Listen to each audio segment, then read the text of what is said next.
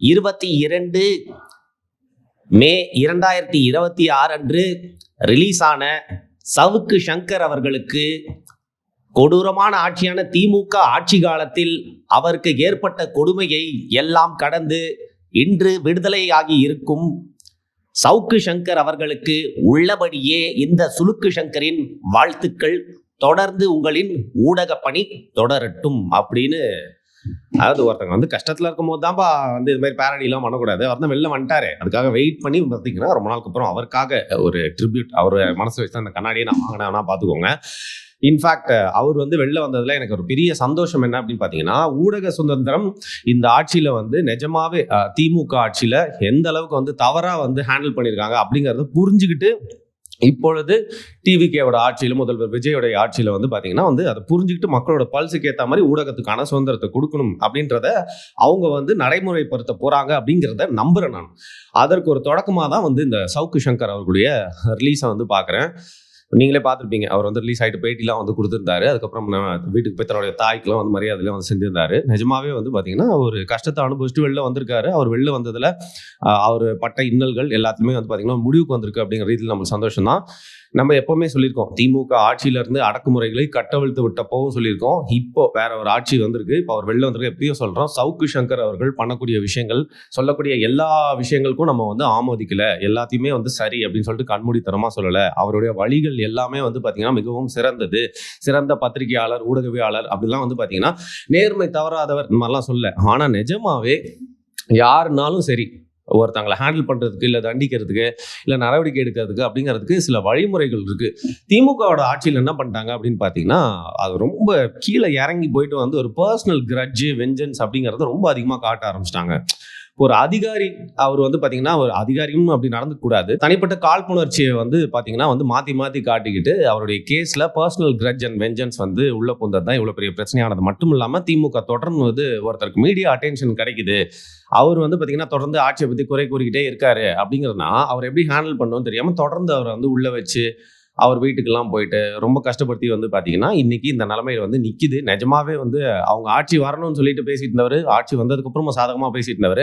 அதுக்கப்புறம் சில காரணங்கள்னால வந்து பார்த்தீங்கன்னா 2 பேருக்கு ரிஃப்ட் ஏற்படுது, அது எல்லாமே நீங்கள் வந்து பார்த்துருப்பீங்க. அப்புறம் தொடர்ந்து எடுத்து பேசிட்டு இருந்தார், அப்புறம் உள்ளே போயிட்டு இப்போ வந்து வெளில வந்துட்டார். ஸோ இது மட்டும் திமுகவோட வீழ்ச்சிக்கு காரணம்னு சொல்ல, பட் இதுவும் ஒரு பெரிய அங்கம். அந்த ஒரு வகையில் புதுசாக வந்திருக்க டிவிகே அரசு வந்து ஊடகவியலாளருக்கு சுதந்திரம் அளிக்கணும். ஆனாலும் வந்து பார்த்தீங்கன்னா சுதந்திரம் அளிக்கிறதுக்கும் ஒரு லெவல் இருக்குங்க. அதை பற்றி இன்னும் ஒரு 2 பேர் இருக்காங்க, அவங்கள பற்றி நான் பேசியே ஆகணும். அதுக்கு முன்னாடி வந்து சவுக்கு சங்கர் வெளில வர்றதுக்கு வந்து விஜய் எப்படி வந்து உதவினார் அப்படிங்கிறத வந்து தான் வந்து சொல்ல போகிறோம்.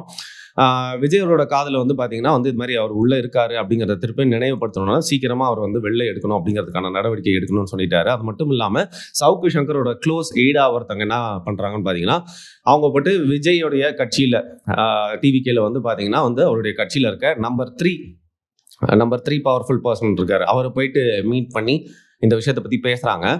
அப்போ என்ன சொல்லப்படுது அப்படின்னா வந்து இது மாதிரி அவரை நாங்கள் வந்து வெளில எடுக்கிறோம், வெளில எடுத்தால் நம்மளோட கவர்மெண்ட்டுக்கு ஃபேவராக தொடர்ந்து வந்து பேசினா நல்லாயிருக்கும் அப்படின்னோடனே சரிங்க கண்டிப்பாக பேசுகிறோம். ஏன்னா வந்து பார்த்தீங்கன்னா சவுக்கு சங்கரோடைய க்ளோஸ் எய்டு அவருடைய ஃப்ரெண்டோட ஒரு யூடியூப் சேனலுக்கு போயிட்டு வந்து பேட்டிலாம் கொடுத்துருந்தாங்க. அந்த ஃப்ரெண்டு வந்து பார்த்தீங்கன்னா டிவிகேல இருக்கார் இல்லையா, அவர் மூலியமாக தான் அந்த சந்திப்பு வந்து நடக்குது. அந்த நம்பர் 3 வந்து என்ன சொல்கிறாரு, நாங்கள் வெளில எடுத்தால் நம்மளோட ஆட்சியை பற்றி தொடர்ந்து நல்ல விஷயங்கள் பேசி அவர் வந்து சப்போர்ட் பண்ணணும் அப்படின்னு சொன்னால் தாராளமாக பண்ணலாம் அப்படிங்கிற ஒரு ஒப்புதலுக்கு அப்புறம் வந்து பார்த்தீங்கன்னா அவர் வந்து ரிலீஸ் செய்யப்படுறாரு. வெளில வந்து அவர் கொடுத்த பேட்டியிலே நீங்கள் வந்து பார்த்துருப்பீங்க. தொடர்ந்து தாவேக்காவை பற்றி நிறைய விஷயங்கள் ரொம்ப பாசிட்டிவாக சொன்னது மட்டும் இல்லாமல் வழக்கம்போல திமுகவை பற்றி நிறையா சொல்லியிருந்தாரு. அதிமுகவை பற்றி பேச்சே இல்லை, அதிமுக தொடர்ந்து சாதகமாக பேசிகிட்டு இருந்தார், அதுவும் உங்களுக்கு தெரியும். அது மட்டும் இல்லாமல் இன்றைக்கி காட்சிகள் மாறிடுச்சு, அதிமுக அப்படிங்கிற கட்சியோட அழிவு காலம் தொடங்கிடுச்சு அப்படின்னு தான் எல்லாருமே பரவலாக பேசிகிட்டு இருக்காங்க. அதை புரிஞ்சுக்கிட்டு அவரும் வந்து பார்த்திங்கன்னா இந்த நேரத்தில் தாவேக்காவை போற்றி புகழ்றதும் திமுகவை வந்து திட்டுறது அப்படிங்கிறத, ஏன்னா அவருக்கு நடந்திருக்கு இல்லையா பர்சனலாக, அதை வந்து பண்ணியிருக்காரு. அதையும் தாண்டி இதில் இன்னொரு விஷயம் என்னன்னா, அவர் உள்ளே போகிறதுக்கு முன்னாடி ரொம்ப ஆக்டிவாக பேசிட்டு இருந்த காலகட்டத்தில் தாவேக்காவை விமர்சித்து தொடர்ந்து வந்து பேசிட்டு இருந்தார். அவங்களுடைய பிரச்சார முறைகள், தேர்தல் அவங்க அணுகிற விதம், உள்ள இருக்க குளறுபடி இதெல்லாம் வந்து தொடர்ந்து விமர்சித்து பேசிட்டு இருந்தார். ஒரு காலகட்டத்தில் வந்து ஆதரிச்சும் பேசினதுனால வந்து பார்த்தீங்கன்னா தாவேக்காவினர் அந்த காலகட்டத்தில் சவுக்கு சங்கர் அவர்களை வந்து பின்தொடர்றது மட்டும் இல்லாமல் பாராட்டிட்டு இருந்தாங்க. அதுக்கப்புறம் தாவேக்காவை எதிர்த்தும் அதற்கப்புறம் விமர்சனம் செய்யும் பேசினோட அவர் எல்லாருமே வந்து திட்ட ஆரம்பிச்சாங்க. அந்த சூழலில் தான் ஜெயிலுக்கு போயிட்டு இவ்வளோ மாற்றங்களுக்கு அப்புறம் இப்போ வெளில வந்திருக்காரு. இதுதான் வந்து பின்னணியில் நடந்த விஷயம். ஸோ தொடர்ந்து வந்து சவுக்கு சங்கர் அப்படின்னா எஸ்டாப்ளிஷ்மெண்ட்டுக்கு எதிராக பேசுவார், ஆளும் கட்சிக்கு எதிராக பேசுவார். ஏன்னா 2021 முன்னாடி வந்து அதிமுகவுக்கு எதிராக பேசிட்டு இருந்தவர். அதுக்கப்புறம் 2021 அப்புறம் கொஞ்ச நாள்லயே வந்து திமுகவுக்கு எதிராக பேசினவர்.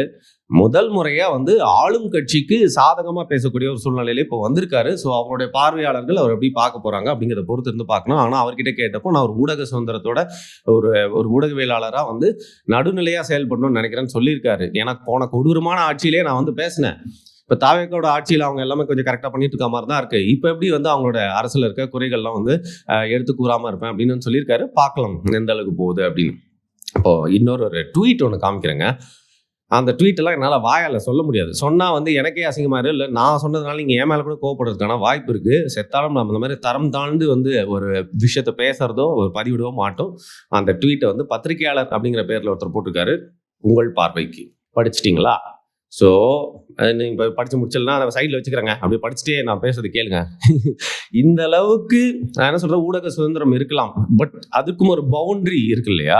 இல்லைனா வந்து பார்த்தீங்கன்னா தடி எடுத்தவங்களாம் தடல்கார மாதிரி நானும் ஊடகவியாளர் இல்லை பத்திரிகையில் படிப்பு வந்தாலே வந்து பார்த்தீங்கன்னா அவன் சொல்கிறது எல்லாமே நம்ம ஏற்றுக்கணும் அப்படிங்கிற மாதிரி வந்து பார்த்தீங்கன்னா இந்த அப்படி கேள்விப்பட்டாங்க இப்படி இருக்கலாம் அப்படின்னு சொல்லலாம். பட் அதுக்கும் அந்த கிசு கிசு பேசுறதுக்கும் ஒரு லெவல் இருக்குது. இவ்வளோ தரம் தாழ்ந்து பேசிட்டு எப்படி வந்து பார்த்தீங்கன்னா வந்து இவங்கெல்லாம் வந்து ஈஸியாக தப்பிச்சு போகிறாங்க அப்படின்றத என்னால் புரிஞ்சிக்கவே முடியல.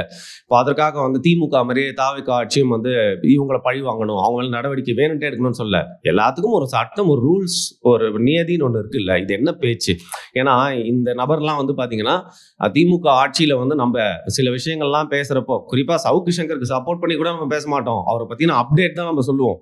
நம்மளுக்கு தெரிஞ்சவங்களுக்குலாம் கால் பண்ணி இன்னும் அந்த பையன் அவரை பற்றி பேசுகிறா, அவரை பேச வேணாட்டு சொல்லுங்க, பெரிய நடவடிக்கை எடுப்போம் அப்படின்னு சொல்லிட்டு அவரோட வாய்ஸ்லேயே வந்து மிரட்டியிருக்காப்புல. நான் என்ன சொல்கிறேன், நீ என்ன பேசுகிறேன் நான் கேட்கல, நான் என்ன பேசணும் பேசப்படாது சொல்கிறதுக்கு நீ யாரியா அப்படின்னு. வயசில் மரியாதை இருக்குது அப்படிங்கிறதுனால நான் அப்படி கேட்க மாட்டேன். கேட்டுட்டா அவங்களுக்கு ரொம்ப கஷ்டமாயிரும்ல. ஸோ அதனால் வந்து திமுகவோட ஆட்சியில் வந்து சில பேரை கைக்குள்ளே போட்டுட்டு சில அதிகாரிகளுக்கு வந்து ரொம்ப ஃபேவராக வந்து செயல்படுறது மட்டும் இல்லாமல் இந்த மாதிரி மிரட்டல்கள்லாம் வந்து இன்டைரக்டாக வச்சுட்டு இவ்வளோ தரம் தாழ்ந்து போட்டுட்டு இருக்காங்க. ஸோ ஆட்சியாளர்கள் கவனத்திற்கு. இன்னொருத்தர் இவன் வந்து பார்த்தீங்கன்னா இவன் வந்து என்ன சொல்கிறதுனே வந்து தெரியறதே இல்லை. ஈவன் அவன் அப்படிலாம் வந்து அவ்வளோ சீக்கிரம் நான் பேச மாட்டேன். பட் சில பேருக்கு வந்து நான் சில தம்ப்நெயில்ஸ்லாம் நான் போடுறேன் சரியா, அந்த தம்ப்நெயில்ஸ்லாம் பார்த்தாலே இவனுக்கு ஏப்பா இவ்வளோ மரியாதை கொடுக்குறேன், அவன் மனுஷனாவே மதிச்சு வந்து பேசாத அப்படின்னு சொல்லுவீங்க. ஸோ அந்த தம்ப்நெயிலே கூட நான் வந்து பிளர் பண்ணி தான் வந்து போட போகிறேன். இந்த மாதிரி ஆட்களெல்லாம் இந்த அரசாங்கம் வந்து அப்படியே திருப்பி சொல்கிறாங்க, அவங்கள பழி வாங்கணும்னு சொல்லுங்க. எல்லாத்துக்குமே ரூல்ஸ் இருக்குல்ல. இதெல்லாம் வந்து என்ன சரியா? இப்படி யாரை வேணா இவங்க பேசிட்டே போவாங்க, யார் வீட்டு பெண்கள் வேணா அசிங்கமாக பேசிட்டே போவாங்க. குறிப்பாக வந்து இன்னைக்கு முதல்வராக இருக்க விஜய் அவர்களை பற்றி எவ்வளோ பேசியிருக்காரு இவர், நம்மளும் விமர்சிச்சிருக்கோம். இந்த மாதிரி தரம் தாழ்ந்து இது கிட்ட கூட நம்ம போக மாட்டோம்.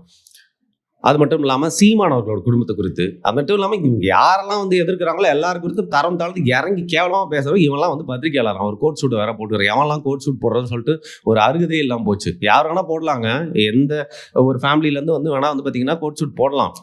பட் அந்த உடைக்குண்டான மரியாதையை இவெல்லாம் போடுறதுனால போயிடுச்சுன்னு சொல்ல வரேன், வேற எதுவுமே இல்லை. இன்னொரு விஷயம் பார்த்தீங்கன்னா வந்து ரொம்ப கேவலமாக ஒன்று பண்ணியிருக்கான்.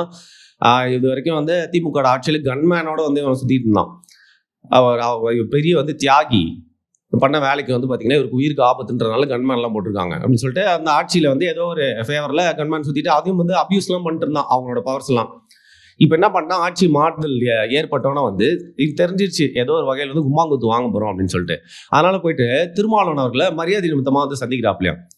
நான் அவன் கேட்குறேன், திருமாவளவன் அவர்கள் வந்து அவர் மேபி அவருக்கு வந்து மன்னிக்கிற தன்மை இருக்கலாம், இல்லை பாவம்னு நினைக்கலாம். பட் இந்த அளவுக்கா மரியாதை நிமித்தமாக சந்திச்சேன்னு சொல்கிறான் அவன். அந்த மரியாதையை உங்களை ஒரு பேட்டி எடுத்தானே அதில் காட்டினானா, அதில் தனிப்பட்ட வாழ்க்கையில் நடக்கக்கூடிய சில விஷயங்கள், கிசு கிசுன்னு பேசக்கூடிய சில விஷயங்கள்லாம் வந்து கேள்வியாக கேட்டு உங்களை வந்து சங்கடப்பட வச்சானே. அதெல்லாம் நீங்கள் மறந்துட்டீங்களா? நீங்கள் மறந்துருக்கலாம், ஆனால் பார்த்தா நாங்கள் மறக்கல. இது எப்படி இவங்களாம் நீங்கள் என்டர்டெயின் பண்ணுறீங்க? உங்களை சந்திக்கிறது, நீங்கள் எவ்வளோ பெரிய ஒரு தலைவர், உங்களை சந்திக்கிறதுக்கு எவ்வளோ பேர் காத்து கிடக்குறாங்க. உங்கள் ஆஃபீஸில் நானே வந்து பார்த்துருக்கேன், ரொம்ப கஷ்டம். அது ஒரு அப்பாயின்மெண்ட் வாங்கி தான் சந்திக்கணும், பெரிய ஆளாக தான் சந்திச்சிடலாம். பட் இவனை நீங்கள் சந்திச்சு ஒரு ஃபோட்டோ எடுத்து போடுறான்னா இதுக்கான மீனிங் என்னன்னா, இங்கே அடைக்கலம் புகுறான், பண்ண தப்பெல்லாம் வந்து பார்த்தீங்கன்னா உங்கள் கூட நீங்கள் கூட்டணி கட்சியாக இருக்கிறதுனால உங்கள் கூட சேர்ந்து அப்படியே வந்து பார்த்தீங்கன்னா பாவங்களை கழுவிக்கலாம் அப்படின்னு சொல்லி வந்து பார்க்குறான்.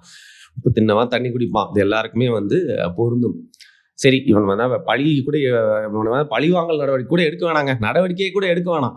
பட் இனிமேலும் இதே மாதிரி தொடர்ந்து அவனுக்கு பிடிக்காதவங்களை பற்றியும் வந்து பேசிட்டு போவானா? இதுதான் வந்து ஒரு ஊடக தர்மமா? இவங்களாம் தான் பத்திரிகையாளர்களா? இவன் பத்திரிகையாளர்னா நிஜமாவே வந்து பார்த்தீங்கன்னா வந்து கையூட்டு பெறாமல் எந்த பக்கமும் சாராமல் தனிப்பட்ட ஒரு அரசியல் சார்பு இருந்தாலும் அது ஓட்டு போடுறதுல மட்டும் காமிச்சிட்டு பொதுவாக மக்களுக்கு ரிப்போர்ட் பண்ணிட்டு எவ்வளோ ஒரு கேலி பேச்சுகளும் அவதூறுகளும் மிரட்டல்களும் பயப்படாமல் வந்து பார்த்தீங்கன்னா தொடர்ந்து பத்திரிகை பணியை செஞ்சுட்டு மூஞ்சே தெரியாமல் நிறைய பேர் இருக்காங்களே, அவங்களுக்குலாம் வந்து பத்திரிகையாளர் சொல்லலாமா இல்லை இவங்க பத்திரிகையாளர் சொல்லலாமா? ஸோ நான் என்ன சொல்ல வரேன் அப்படின்னா, இந்த மாதிரி யாரெல்லாம் பத்திரிகையாளர்னு சொல்லிட்டு தரம் தாழ்ந்து பேசுகிறாங்க பதிவிடுறாங்களோ அவங்களுக்குலாம் அட்லீஸ்ட் ஒரு வார்னிங்காவது கொடுங்க. இந்த இந்த கல்ச்சரே வந்து நிற்கணும். யார் வேணால் எந்த கட்சிக்கு வேணால் சப்போர்ட் பண்ணலாங்க, யார் வேணால் யாருக்கு வேணால் ஃபேவரிசம் பண்ணி வந்து கைவிட்டு வாங்கிட்டு வேலை செய்கிறது அவங்களோட விருப்பம். பிழைக்கிறது எல்லாருக்கும் வாய் இருக்கும்ல வயிறு இருக்கும்ல அப்படின்னு சொல்லி விட்டுடலாம். பட் இந்த அளவுக்கு தரம் தாழ்ந்து போகிறத வந்து இந்த அரசாங்கம் அனுமதிக்க கூடாது. நீங்கள் பழிவாங்கும் படம் செய்யப்பட தேவையில்லை. நீங்கள் வந்து உங்களோட பதவியேற்பிலாலே சொல்லியிருந்தீங்க, நான் வந்து யாரையுமே வந்து எதிரில் இருக்கவங்களே வந்து மன்னிச்சு விட போகிறேன் பெருந்தன்மையா அப்படிங்கிற மாதிரி மீன் பண்ணி ஒன்று சொல்லியிருந்தீங்க. நல்ல விஷயம் தான். பட் அதற்காக வந்து பார்த்தீங்கன்னா ஒரு ரூல்ஸ் அப்படின்னு ஒன்று இருக்குது. அதை வந்து நீங்கள் வந்து மெயின்டைன் பண்ணுற மாதிரி இந்த மாதிரி தரம் கெட்ட நபர்களுக்கு வந்து பார்த்தீங்கன்னா ஒரு சின்ன பாடமாவது எடுக்கணும். அவங்களுடைய இடத்தை அவங்களுக்கு காட்டணும் அப்படிங்கிறது தான் வந்து பார்த்தீங்கன்னா ஊடகத்துறையில் ஏதோ ஒரு ஓரத்தில் இருந்து பேசிகிட்டு இருக்க என்னுடைய ஒரு சின்ன வேண்டுதலாக இருக்குது. இதை பொதுமக்கள் ஆகிய நீங்களும் ஏற்றுப்பீங்க அப்படின்னு நினைக்கிறேன். நான் சொன்னதில் ஏதாவது தவறு இருந்தால் தயவு செய்து கீழே கமெண்ட் பண்ணுங்கள். நன்றி.